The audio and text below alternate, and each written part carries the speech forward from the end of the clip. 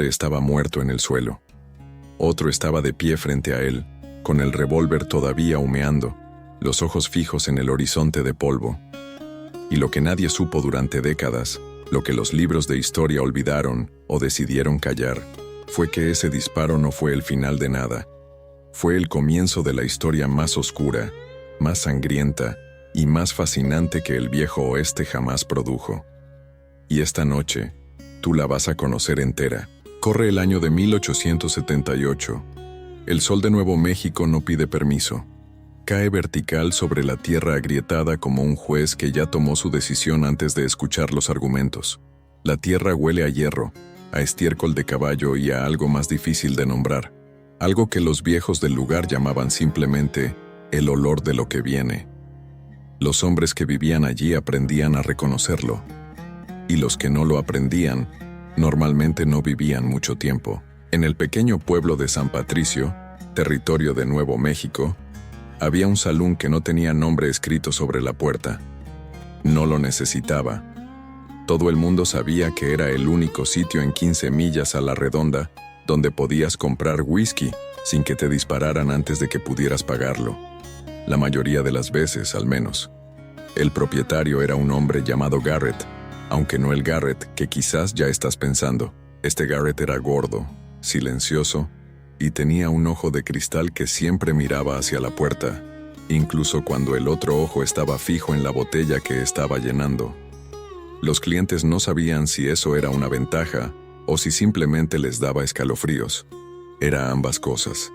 Era martes por la tarde cuando entró él, alto, no de la manera elegante en que a veces se describe a los hombres del oeste, alto de la manera en que un pino enfermo es alto, descuidado, torcido en algún punto que no debería estar torcido, como si el peso de algo invisible lo hubiera doblado sin llegar a romperlo. Llevaba el sombrero bajado sobre los ojos, las botas con el cuero tan gastado que era imposible saber cuál había sido su color original, y en la cadera derecha, bien visible para cualquiera que quisiera verlo, un revólver Colt Single Action Army del calibre 45. El modelo que algunos llamaban el Peacemaker, el pacificador. Había cierta ironía en ese nombre que nunca pasaba desapercibida para los hombres que lo usaban para matar. Nadie le preguntó su nombre esa noche. Nadie tenía que hacerlo. En el oeste de 1878, los nombres llegaban solos, como el polvo, como las moscas, como las deudas. Y el nombre de este hombre llegó 3 días después, cuando el sheriff del condado de Lincoln recibió un telegrama desde Santa Fe que decía, con la lacónica brutalidad del lenguaje oficial, lo siguiente: confirme si el individuo conocido como William H. Bonney, alias Billy el Niño, se encuentra en su jurisdicción. Responda con urgencia. El sheriff leyó el telegrama 2 veces. Luego lo dobló, lo metió en el bolsillo de su chaleco, y durante un largo momento se quedó mirando por la ventana polvorosa de su oficina hacia la calle principal del pueblo. Afuera, unos niños correteaban junto a un cerdo que se había escapado de algún corral. Una mujer sacudía una alfombra desde el segundo piso de la pensión.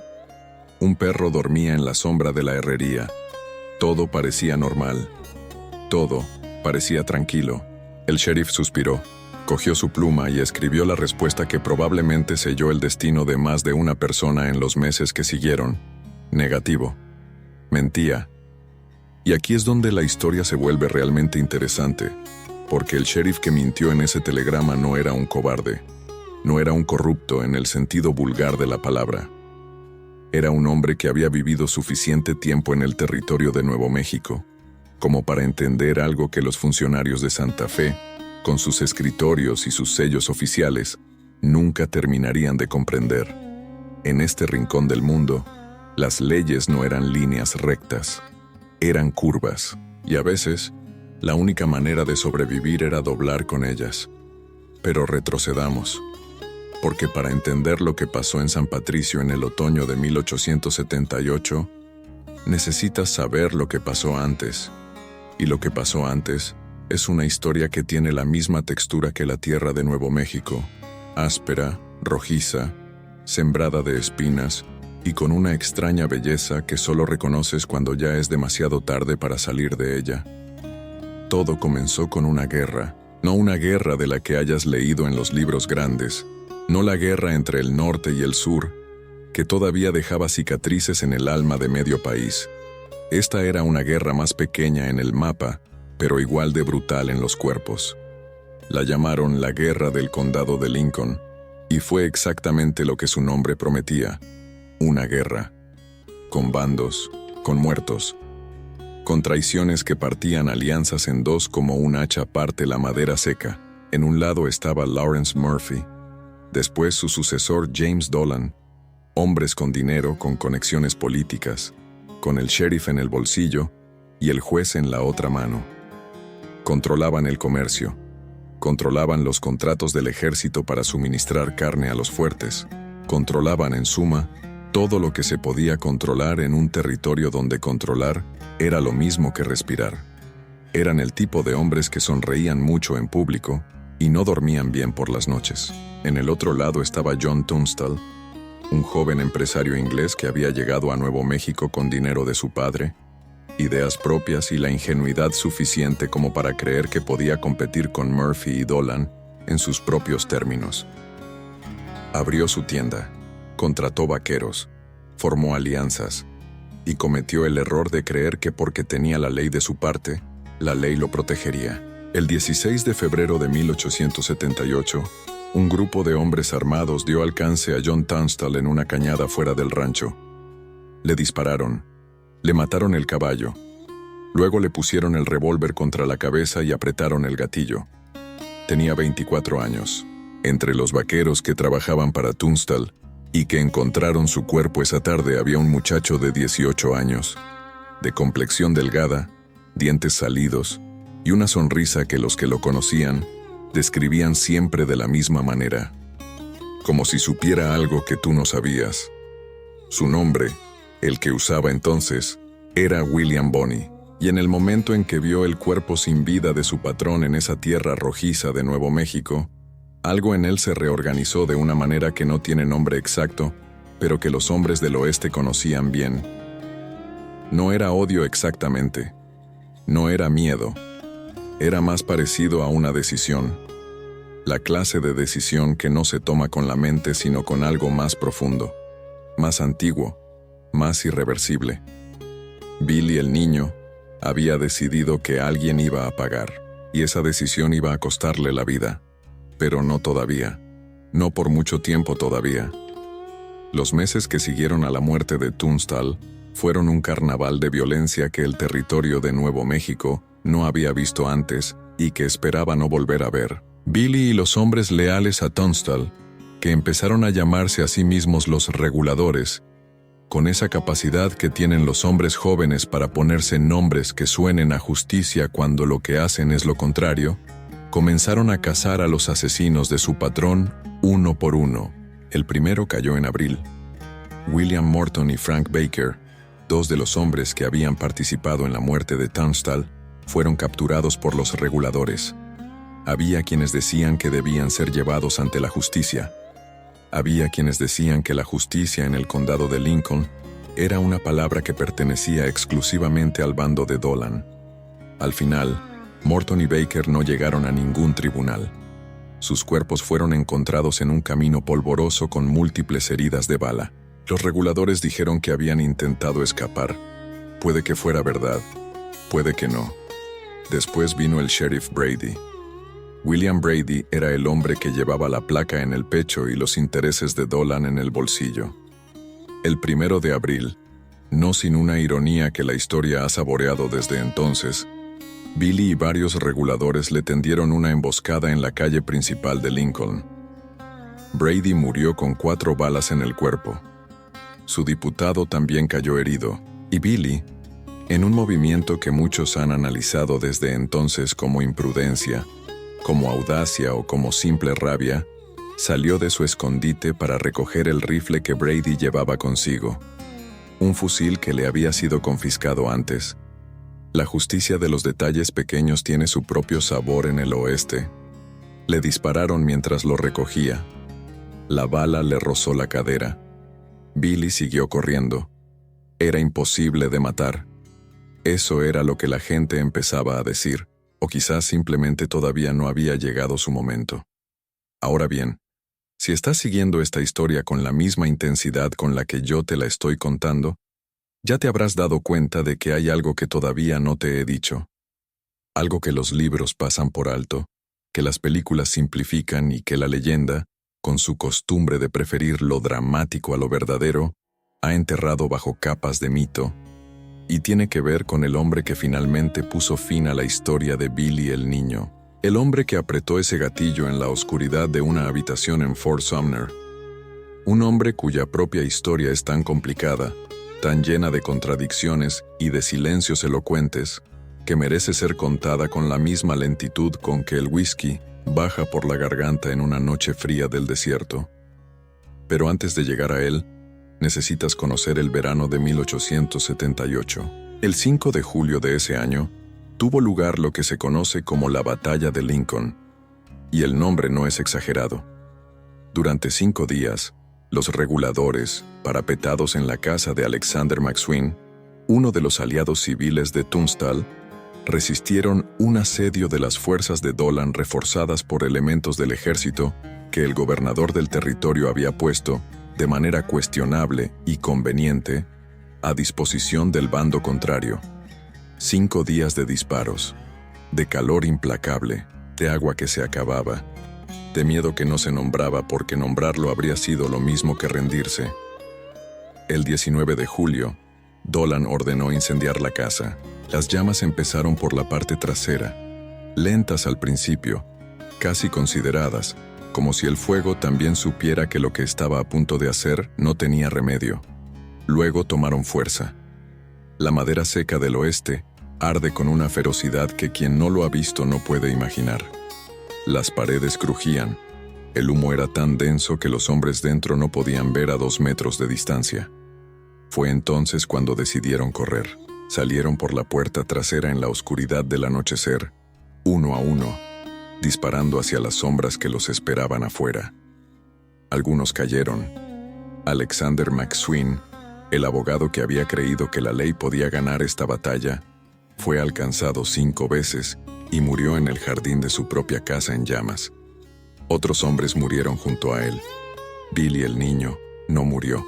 Cruzó corriendo en la oscuridad, con balas silbando a su alrededor como pájaros furiosos, y desapareció en la noche del desierto de Nuevo México.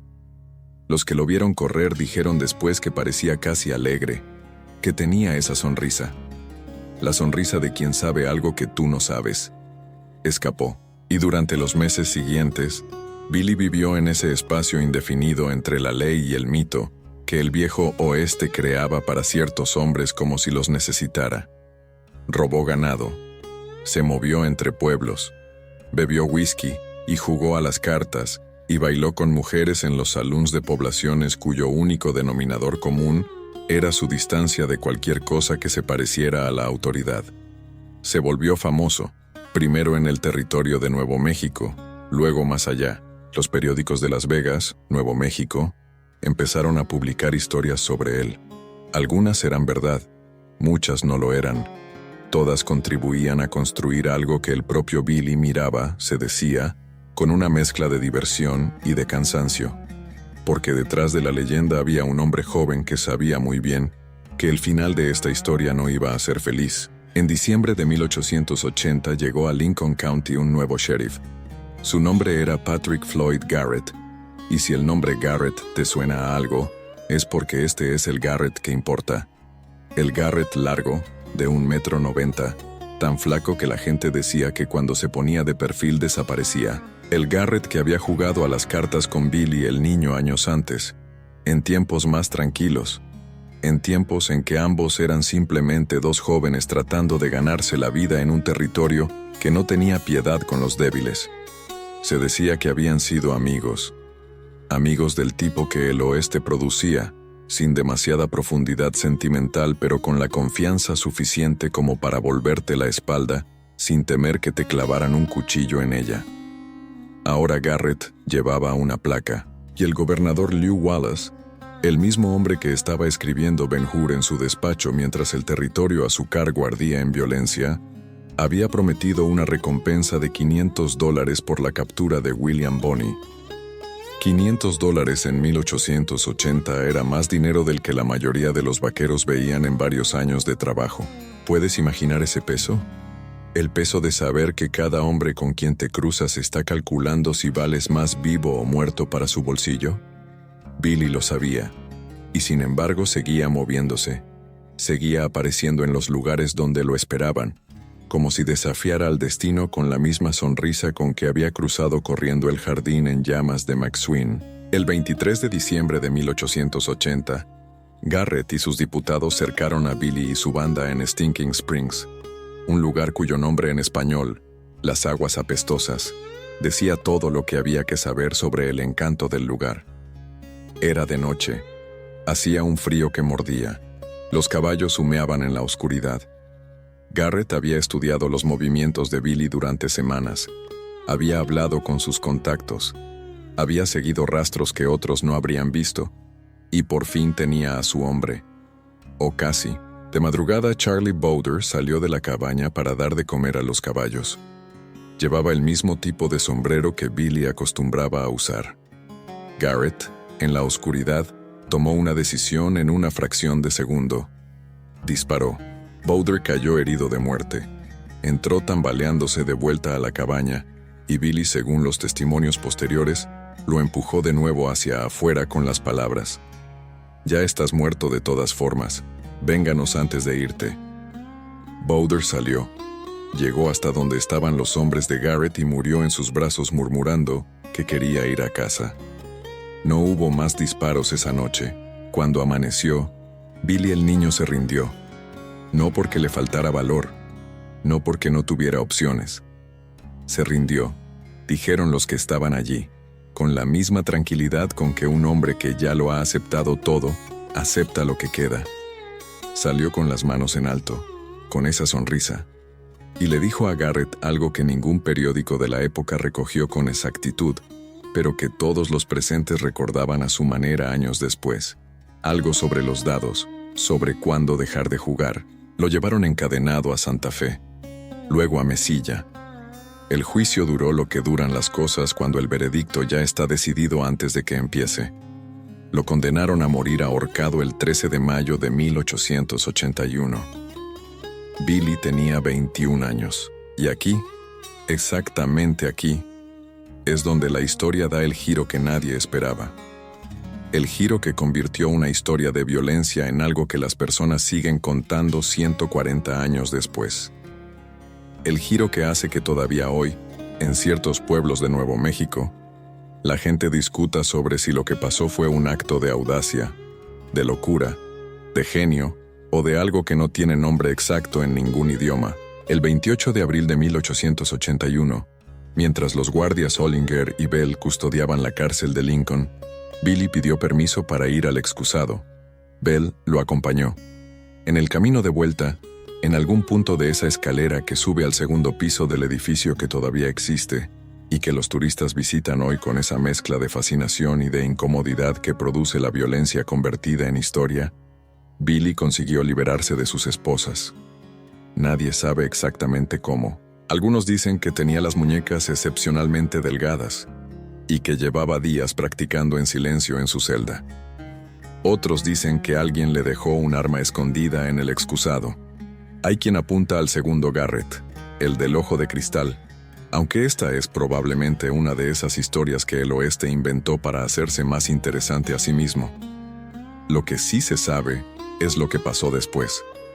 Bell murió en esa escalera. Billy cogió la escopeta de Ollinger, que estaba al otro lado de la calle en el hotel comiendo.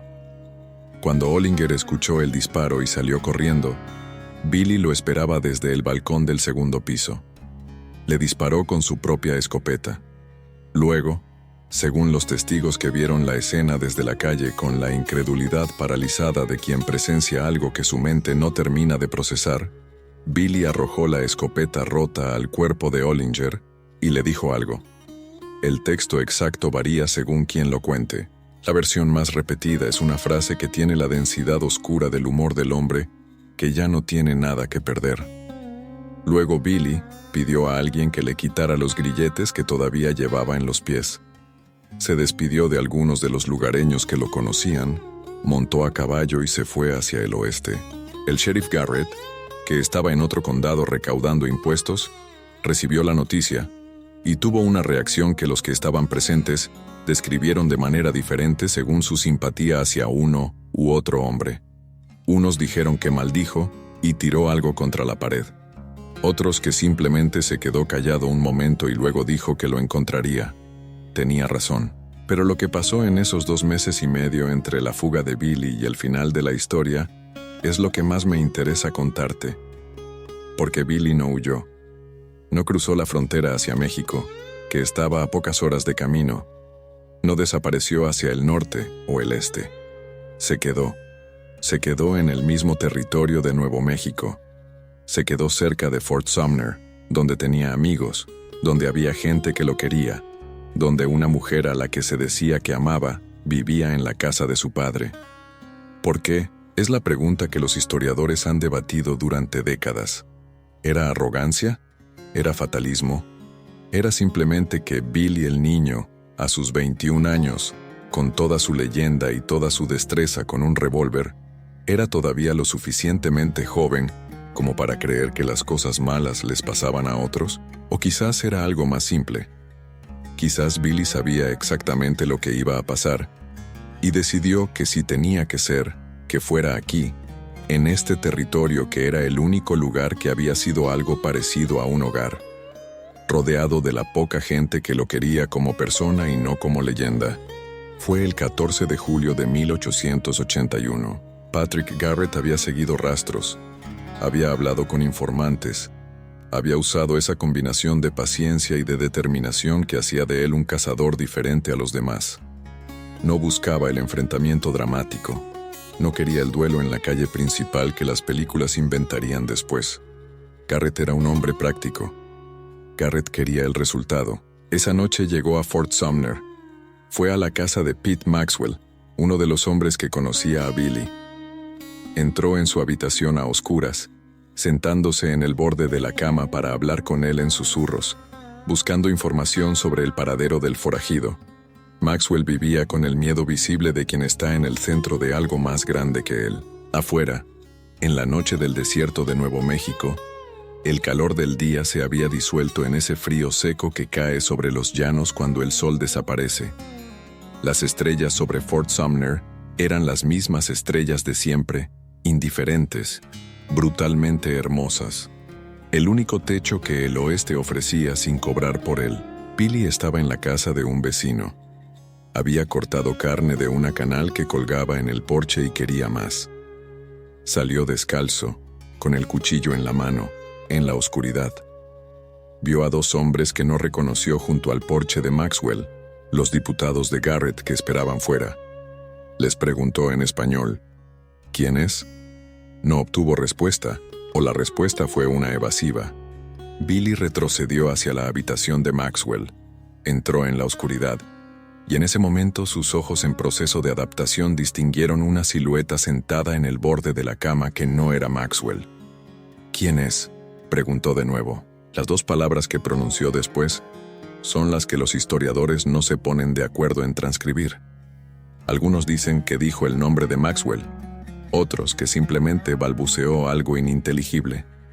Lo que sí es seguro es lo que pasó en ese momento de oscuridad y confusión y miedo y reconocimiento mutuo que debe haber sido, si cabe imaginarlo, como caer por un pozo sin fondo. Garrett disparó 2 veces. La primera bala alcanzó a Billy en el pecho, sobre el corazón. La segunda no era necesaria. Billy el niño, William H. Bonney, el hombre que había sobrevivido a la guerra del condado de Lincoln, que había escapado de una condena a muerte, que había matado, según unos 8 hombres y según otros muchos menos, cayó en el suelo de esa habitación oscura a los 21 años de edad. Garrett salió corriendo al exterior. Nunca en su vida confesó exactamente lo que sintió en ese momento. Los periódicos lo convirtieron en héroe, le pagaron la recompensa. Escribió un libro sobre Billy, que parte era historia y parte era la elaborada justificación de un hombre que necesitaba contarse a sí mismo que había hecho lo correcto. ¿Lo había hecho? Aquí es donde la historia se niega a dar respuestas simples, porque Garrett, el hombre que mató a Billy el niño, no vivió el resto de su vida en paz. Siguió siendo sheriff por un tiempo. Luego perdió las elecciones. Intentó criar caballos, se endeudó, se hizo enemigos, y el 28 de febrero de 1908, en un camino polvoroso fuera de Las Cruces, Nuevo México, Patrick Floyd Garrett fue asesinado de un disparo en la cabeza. El asesino nunca fue condenado. ¿Es eso justicia poética? ¿Es simplemente el viejo oeste cumpliendo con su costumbre de comerse a sus propios hijos? No lo sé.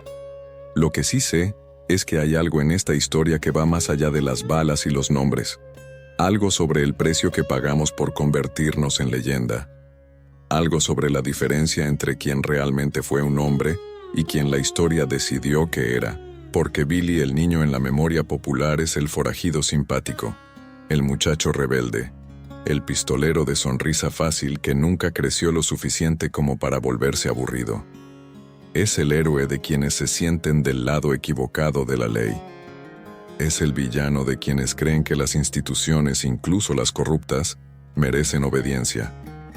Es el símbolo de esa ambigüedad moral que el oeste americano produjo como ningún otro tiempo y lugar ha vuelto a producir. Pero hubo un Billy antes de la leyenda.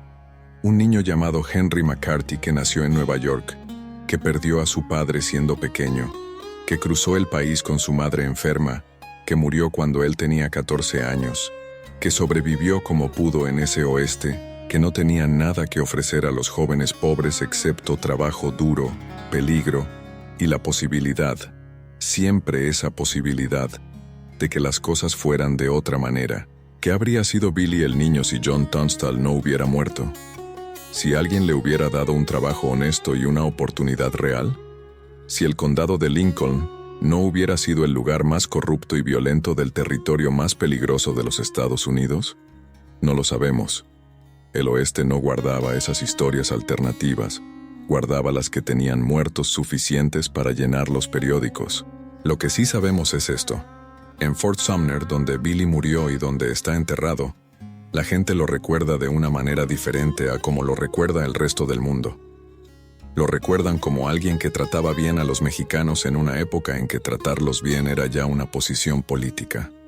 Lo recuerdan como alguien que hablaba español con fluidez y que bailaba en los fandangos locales con la misma alegría con que otros hombres bebían para olvidar. Lo recuerdan, en suma, como alguien que fue más que lo que la leyenda necesitaba que fuera. Pero el viejo oeste no tenía tiempo para esas complejidades. El viejo oeste necesitaba héroes y villanos, pistoleros y sheriffs, buenos y malos con las categorías bien marcadas como las líneas de un territorio que todavía estaba aprendiendo sus propios bordes. Y quizás por eso seguimos contando estas historias, porque en ellas, debajo de la pólvora y el polvo, debajo de los nombres que se convirtieron en mitos, hay algo que reconocemos. Hay hombres y mujeres que tomaron decisiones en circunstancias imposibles. Hay lealtades y traiciones. Hay el peso insoportable de saber que el mundo no es justo y la pregunta, siempre esa pregunta, ¿de qué hacer con ese conocimiento? ¿Doblas con la ley que existe aunque esté podrida? ¿O inventas la tuya propia y pagas el precio que eso siempre acaba costando?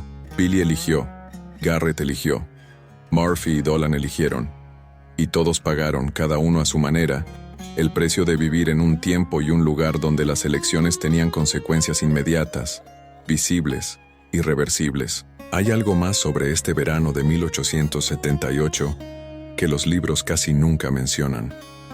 Mientras la guerra del condado de Lincoln ardía, mientras los reguladores cazaban a los hombres de Dolan y los hombres de Dolan cazaban a los reguladores, había una comunidad entera de familias mexicanas y apache que vivían en ese mismo territorio, que lo habían habitado durante generaciones antes de que llegaran los anglosajones, con sus reclamos de propiedad y sus revólveres, y que miraban toda esta violencia con una mezcla de pragmatismo y de tristeza que ningún periódico de la época se molestó en registrar.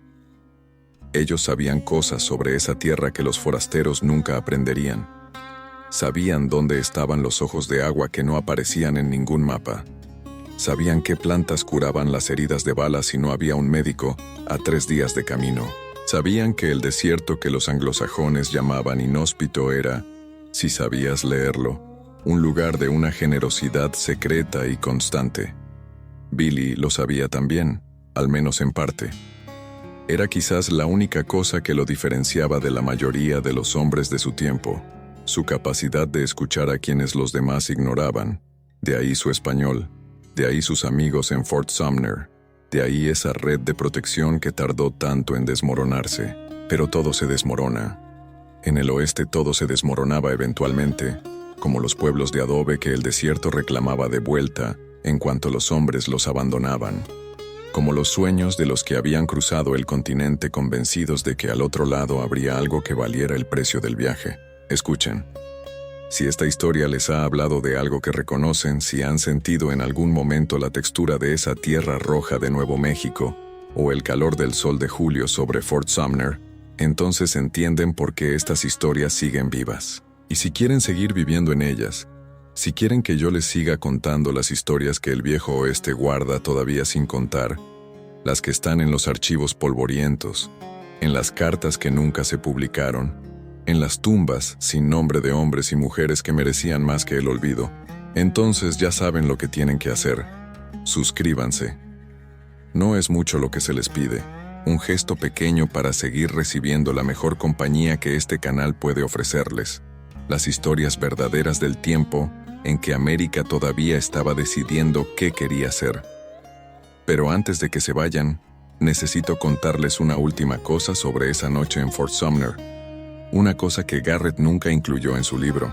Pete Maxwell, el hombre en cuya habitación murió Billy, vivió más de 20 años después de esa noche. Y según su hija, que era todavía una niña en 1881, pero que recordaba todo con esa claridad cristalina con que los niños guardan las cosas que los adultos preferirían que olvidaran, su padre nunca volvió a dormir bien. Se despertaba de madrugada. Se quedaba sentado en la oscuridad. Y cuando ella le preguntó una vez, siendo ya mayor, qué era lo que lo despertaba, Maxwell tardó mucho en responder. Luego dijo, la pregunta que me hizo en la oscuridad antes de que Garrett disparara. ¿Quién es? Esa pregunta sencilla, ese miedo humano y universal de encontrarse en la oscuridad frente a algo que no reconoces. Maxwell decía que todavía podía escucharla, que en su cabeza todavía sonaba con la voz joven de ese muchacho, confundido, asustado, tratando de entender lo que tenía delante en los últimos segundos de su vida. ¿Quién es? Quizás esa es la pregunta real de toda esta historia. No quién fue Billy el niño el forajido, el pistolero, la leyenda, sino quién fue el hombre. ¿Quién fue ese muchacho de Nueva York que cruzó el continente y encontró en el desierto de Nuevo México algo parecido a un hogar, algo parecido a una familia, algo parecido a un propósito, aunque ese propósito estuviera construido sobre sangre y polvo y el tipo de justicia que los hombres se inventan cuando la otra no funciona? No tenemos respuesta. El oeste raramente las daba. Lo que tenemos son las historias, y las historias bien contadas son la única forma de inmortalidad que existe en este mundo. Esta ha sido la historia de Billy el niño y la guerra del condado de Lincoln. Pero el viejo oeste está lleno de historias así, de hombres y mujeres que vivieron al límite de todo, que tomaron decisiones imposibles en circunstancias que ninguna ley escrita había previsto, que dejaron en la tierra roja del oeste americano huellas que todavía podemos seguir si sabemos dónde mirar. El próximo video te va a llevar a un lugar que muy pocos conocen. Una historia que sucedió en las vías del tren, en la oscuridad de una noche de tormenta, con un hombre que se creía intocable y una mujer que demostró que ningún hombre lo es. Es la historia que los periódicos de la época enterraron porque la verdad era demasiado incómoda para el relato que querían contar. Y yo la tengo completa, con los nombres reales, con las fechas, con los detalles que cambian todo lo que crees saber. Si no quieres perdértela, ya sabes lo que tienes que hacer. Suscríbete a este canal. Activa la campana para que el viejo oeste no llegue a tu puerta sin avisar. Únete a los que ya saben que las mejores historias no son las que inventan los escritores, sino las que la historia misma escribió con sangre y polvo y el tipo de coraje que ya no se ve mucho por aquí. El viejo oeste te espera. Siempre ha estado esperando. Solo hacía falta que alguien se detuviera a escucharlo. Nos vemos en la próxima historia.